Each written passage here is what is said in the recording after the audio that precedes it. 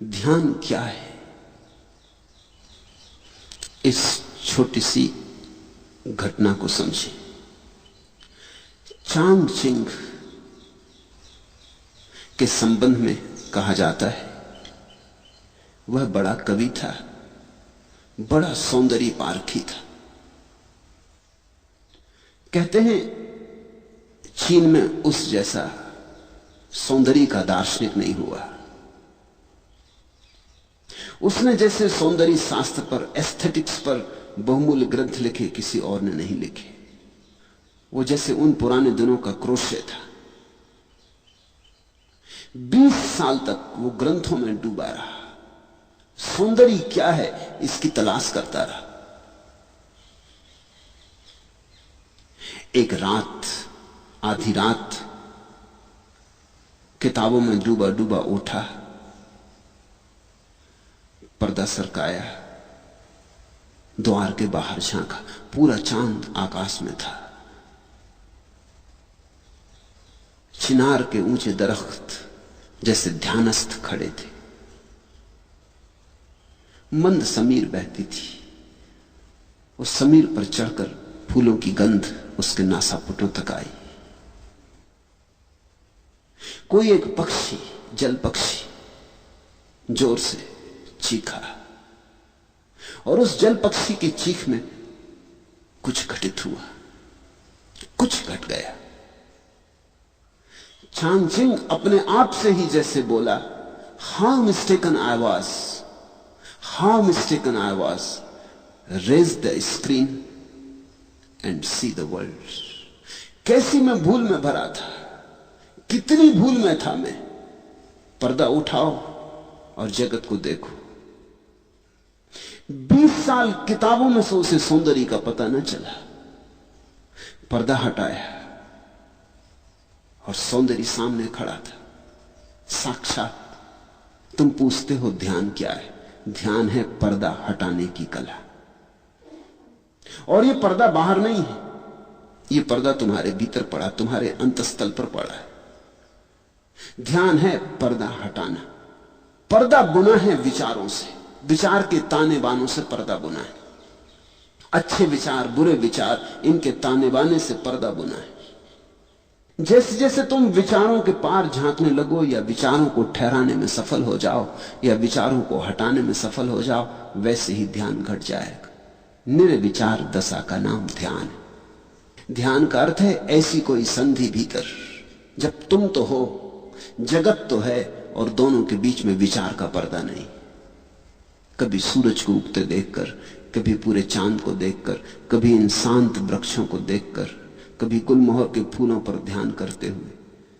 तुम हो, गुलमोहर है, सजा दुल्हन की तरह, और बीच में कोई विचार नहीं। इतना भी विचार नहीं कि ये गुलमोहर का वृक्ष है, इतना भी विचार नहीं कि फूल सुंदर हैं, इतना भी विचार नहीं। शब्द उठ ही नहीं रहे, अवाक, मौन, स्तब्ध तुम रह गए हो। उस घड़ी का नाम ध्यान है। पहले तो क्षण क्षण को होगा, कभी कभी होगा, और जब तुम चाहोगे तब ना होगा, जब होगा तब होगा। क्योंकि ये चाह की बात नहीं, चाह में तो विचार आ गया। ये तो कभी कभी होगा। इसलिए ध्यान के संबंध में एक बात ख्याल से पकड़ लेना, खूब गहरे पकड़ लेना, ये तुम्हारी चाहत से नहीं होता है। ये इतनी बड़ी बात है कि तुम्हारी चाहत से नहीं होती। ये तो कभी कभी अनायास किसी शांत क्षण में हो जाती। तो हम करें क्या? ध्यान के लिए हम करें क्या? यही शायद तुमने पूछना चाहा कि ध्यान क्या है, कैसे करें। ध्यान के लिए हम इतना ही कर सकते हैं कि अपने को शिथिल करें, दौड़ धाप से थोड़ी देर के लिए रुक जाएं, घड़ी भर को 24 घंटे में सब आपाधापी छोड़ दें। लेके तकिया निकल गए, लेट गए लान पर, टिक गए वृक्ष के साथ, आंखें बंद कर ली, पहुंच गए नदी तट पर, लेट गए रेत में, सुनने लगे नदी की कलकल। मंदिर मस्जिद जाने को मैं कह ही नहीं रहा हूं, क्योंकि पत्थरों में कहां ध्यान। तुम जीवंत प्रकृति को खोजो। इसलिए बुद्ध ने अपने शिष्यों को कहा, जंगल चले जाओ। वहां प्रकृति नाचती चारों तरफ। 24 घंटे वहां रहोगे, कितनी देर तक बचोगे? कभी ना कभी तुम्हारे बावजूद किसी क्षण में अनायास प्रकृति तुम्हें पकड़ लेगी। एक क्षण को संस्पर्श हो जाए, एक क्षण को द्वार खुल जाए, एक क्षण को पर्दा हट जाए, तो ध्यान का पहला अनुभव हुआ। और पहले अनुभव के बाद फिर अनुभव आसान हो जाते। आसान इसलिए हो जाते कि तब तुम्हें एक बात समझ में आ जाती कि सीधे सीधे ध्यान को पाने का कोई उपाय नहीं, परोक्ष मार्ग है। तुम शिथिल रहो, आहिस्ता से चलो, आपाधापी छोड़ो। 1 घंटे के लिए कम से कम 24 घंटे में लीन हो जाओ प्रकृति में। संगीत सुनो कि पक्षियों के गीत सुनो। कुछ न हो करने को आंख बंद कर लो, अपनी सांस सुनो। बुद्ध ने तो इस पर बहुत जोर दिया, अपनी सांस को ही देखते रहो, आई गई आई गई। इसकी माला बना लो, इससे बेहतर कोई माला नहीं। हाथ में माला लेके फेरोगे वो तो बहुत जड़ माला है।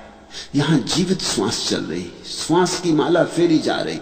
श्वास भीतर आई बाहर गई, श्वास भीतर आई बाहर गई। ये जो भीतर चक्र चल रहा है मंडल श्वास का, इसको ही देखते रहो शांत मौन से। इस पर ही टकटकी बांधे रहो और तुम हैरान हो जाओगे। किसी बहुमूल्य मुहूर्त में कभी ताल बैठ जाता है, अचानक सब एक हो जाता है। तुम मिट गए, संसार मिट गया। पहले पहले तो क्षण भर को ऐसी झलकें आएंगी, खो जाएंगी। जब खो जाएं तो फिर उनकी तीव्रता से आकांक्षा मत करना, अन्यथा वे कभी ना आएंगी। जब खो जाएं तो कहना ठीक, अब जब फिर दोबारा आएंगी फिर भोगेंगे। मगर उनके आने के लिए द्वार दरवाजे खुले रखना। ऐसा ही समझो कि सूरज बाहर निकला है, तुम अपने कमरे में दरवाजा बंद किए बैठे हो, रोशनी भीतर नहीं आती। अब सूरज को कोई गट्ठर में बांध के भीतर लाने का उपाय भी तो नहीं। सूरज की किरणों को कोई गाय बैल जैसा हाँक के भीतर लाने का उपाय भी तो नहीं। क्या करोगे? दरवाजा खोल दो, सूरज की किरणें अपने से भीतर आ जाती। कभी कभी रात होगी और नहीं आएंगी क्योंकि सूरज नहीं है। कभी कभी दिन होगा और आएंगी क्योंकि सूरज है। कभी कभी दिन भी होगा और बादल घिरे होंगे और नहीं आएंगे क्योंकि सूरज बादलों में ढका है। मगर कभी कभी मौके मिलेंगे जब दिन है, बादल भी नहीं है, सूरज प्रकट है, तो किरणें भीतर आएंगी। तुम ज्यादा से ज्यादा बाधा ना दो, बस इतना ही काफी है। मेरी बात को ख्याल में ले लेना। ध्यान को सीधा सीधा नहीं किया जाता है, बाधा ना दो। इसलिए तो मैं कहता हूं नाचो गाओ। नाचने और गाने में तुम लीन हो जाओ। अचानक तुम पाओगे हवा की झोंके की तरह ध्यान आया, तुम्हें नहा गया, तुम्हारा रोआ रोआ पुलकित कर गया, ताजा कर गया। धीरे धीरे तुम समझने लगोगे इस कला को। ध्यान का कोई विज्ञान नहीं है, कला है। धीरे धीरे तुम समझने लगोगे कि किस घड़ियों में ध्यान घटता है। उन घड़ियों में मैं कैसे अपने को खुला छोड़ दूं। जैसे ही तुम इतनी सी बात सीख गए, तुम्हारे हाथ में कुंजी आ गई। इसे इस तरह प्रयोग करो। कभी रात नींद खुल गई है, बिस्तर पर पड़े हो, अनिद्रा के लिए परेशान मत हो। इस मौके को मत खो। ये शुभ घड़ी, सारा जगत सोया, पत्नी बच्चे सब सोए, तुम मौका मिल गया। बैठ जाओ अपने बिस्तर में, रात के सन्नाटे को सुनो। ये बोलते हुए झींगर, ये रात की चुप्पी, ये सारा जगत सोया हुआ, सारा कोलाहल बंद। जरा सुन लो इसे शांति से। ये शांति तुम्हारे भीतर भी शांति को झंकारेगी। ये बाहर गूंजती हुई शांति तुम्हारे भीतर हृदय में भी गूंज पैदा करेगी, प्रतिध्वनि पैदा करेगी।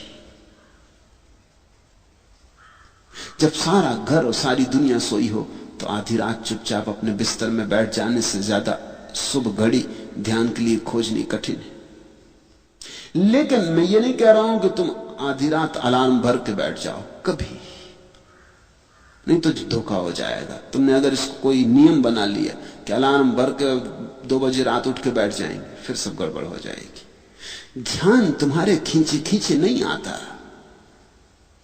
ध्यान इतनी नाजुक बात है तुम बुलाते हो तो संकोच से भर जाता, आते ही नहीं। बड़ी नाजुक दुल्हन है ध्यान। तुम जोर जबरदस्ती मत करना, नहीं तो बलात्कार हो जाए। बहुत धीरे धीरे फुसलाना पड़ता है।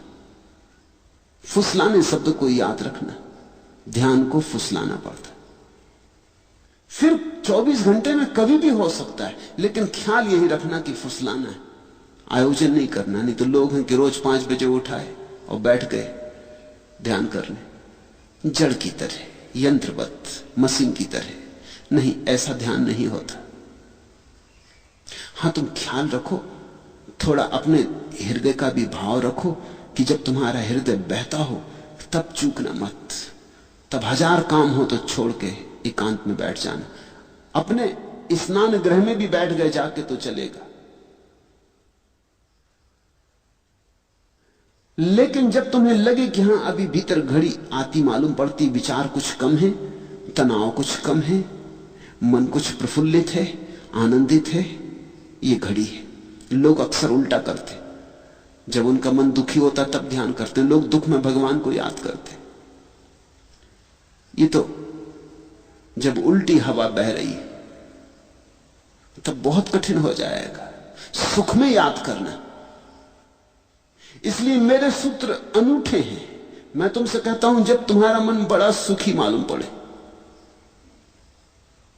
कोई मित्र घर आया है, बहुत दिनों बाद मिले, गले लगे, गपशप हुई है, मन ताजा है, हल्का है, खूब प्रसन्न हो तुम, इस मौके को छोड़ना मत। बैठ जाना एकांत में। इस घड़ी में सुख का सुर बज रहा है, परमात्मा बहुत करीब है। सुख का अर्थ ही होता है जब तुम्हारे जाने अनजाने परमात्मा करीब होता है, चाहे जानो चाहे ना जानो।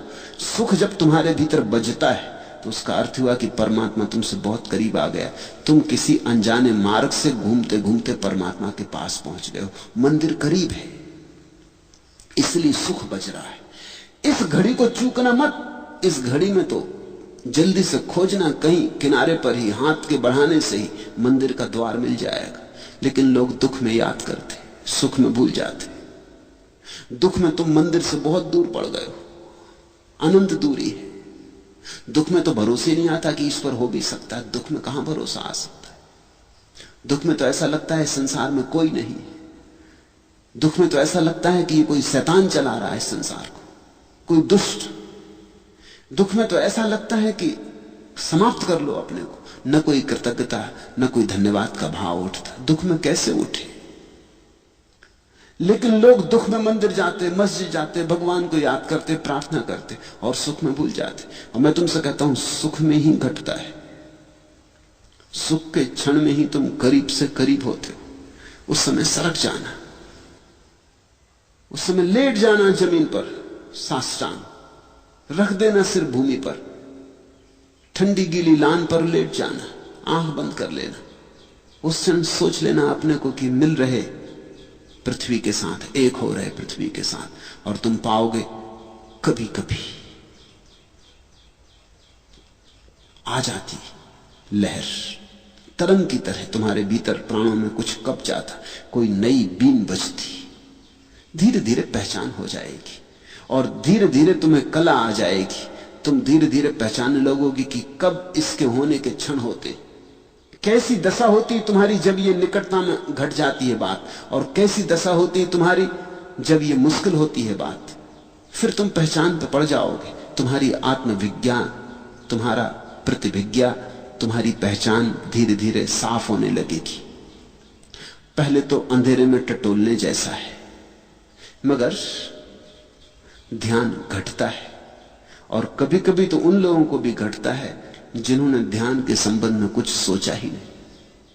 अधार्मिकों को भी घटता है, क्योंकि ध्यान की कोई शर्त ही नहीं है। छोटे बच्चों को घट जाता है, छोटे बच्चों को ज्यादा घट जाता है बजाय बड़ों के। तितली के पीछे भाग रहा बच्चा, सुबह का सूरज निकला, भागा जा रहा तितली के पीछे, सब भूल जाता है, तितली ही सब हो गई, उसे याद ही नहीं रहती, खुद भी तितली जैसा उड़ा जा रहा। उस घड़ी ध्यान की झलक मिल जाती। लोग जीवन भर याद करते हैं कि बचपन में बड़ा सुख था। किस सुख की याद है ये? क्या तुम सोचते हो बचपन में तुम्हारे पास बहुत धन था? नहीं था, जरा भी नहीं था। 2-2 पैसे के लिए रोना पड़ता था, 1-1 पैसे के लिए बाप और मां के मोहताज होना पड़ता था। धन तो नहीं था। कोई बड़ा पद था? कहां से होता पद? सब तरह की झंझटें थी। स्कूल कारागृह था, जहां रोज रोज बांध के भेज दिए जाते थे, जहां बैठे बैठे सिवाय परेशान होते थे, कुछ समझ में ना पड़ता था, और हर कोई दबा देता था। बल भी नहीं था, हर एक छाती पे सवार था। तो बचपन में सुख कैसा था? न धन था, न पद था, न प्रतिष्ठा थी,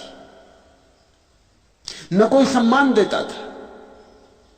सुख हो कैसे सकता था? सुख कुछ और था। तितलियों के पीछे भागने में ध्यान की किरण उतर आई थी। सागर के किनारे शंख सीप बीनने में परम आनंद का क्षण उतरा था।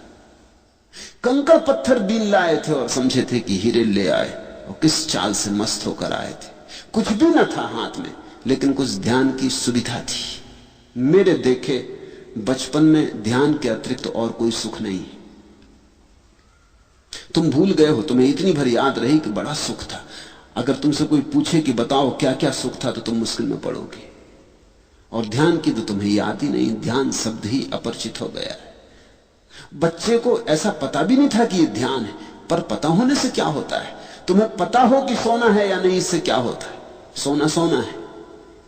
जैसे जैसे तुम बड़े होते गए, वैसे वैसे ध्यान छूटता गया, क्योंकि तुम विचारों में ज्यादा पढ़ते गए। विचार का शिक्षण दिया गया है, स्कूल, कॉलेज, यूनिवर्सिटी सब विचार सिखाते। अभी तक मनुष्य जाति का ऐसा अभागापन है कि कोई विश्वविद्यालय ध्यान नहीं सिखाता। विचार, धीरे धीरे तुम विचार से भरते गए, चिंताएं चिंताएं। तुम चूक ही गए वो छोटे छोटे क्षण जब पर्दा हट जाता था, अपने से हट जाता था। तुमने देखा बच्चे कैसे प्रमुदित मालूम होते हैं, छोटे छोटे बच्चे जिनके पास कुछ भी नहीं है, कोई कारण नहीं प्रसन्न होने का, अकारण प्रसन्न है। वो अकारण प्रसन्नता ध्यान है। देखा एक छोटा बच्चा अपने झूले में पड़ा है, कुछ नहीं चूसने को अंगूठा चूस रहा है, और कैसा प्रसन्न मालूम होता। ऐसा प्रसन्न मालूम होता है कि सिकंदर भी ना रहा होगा प्रसन्न, अकबर और अशोक भी ना रहे होंगे ऐसे प्रसन्न, बड़े से बड़े साम्राज्य के मालिक ऐसे प्रसन्न ना रहे होंगे। इसके पास कुछ भी नहीं, या तो अपने हाथ का या पैर का अंगूठा डाले चूस रहा, लेकिन कुछ घट रहा है। अभी पर्दा खुला ही है, अभी विचार उठते ही नहीं, अभी भीतर की वीण बज रही है। यहूदियों में एक कथा है कि जब कोई बच्चा पैदा होता है तो देवता आते और उस बच्चे के सिर पर हाथ फेरते, ताकि वो भूल जाए उस सुख को, जो सुख परमात्मा के घर उसने जाना था। नहीं तो जिंदगी बड़ी कठिन हो जाएगी। दया बस ऐसा करते हैं, नहीं तो जिंदगी बड़ी कठिन हो जाएगी। अगर वो सुख याद रहे तो बड़ी कठिन हो जाएगी तुलना में। तुम फिर कुछ भी करो व्यर्थ मालूम पड़ेगा। धन कमाओ, पद कमाओ, सुंदर से सुंदर पत्नी और पति ले आओ, अच्छे से अच्छे बच्चे हो, बड़ा मकान हो, कार हो, कुछ भी सान न मालूम पड़ेगा अगर वो सुख याद रहे। तो यहूदी कथा कहती है कि एक देवता उतरता करुणा बस, और हर बच्चे के माथे पे सिर हाथ फेर देता है।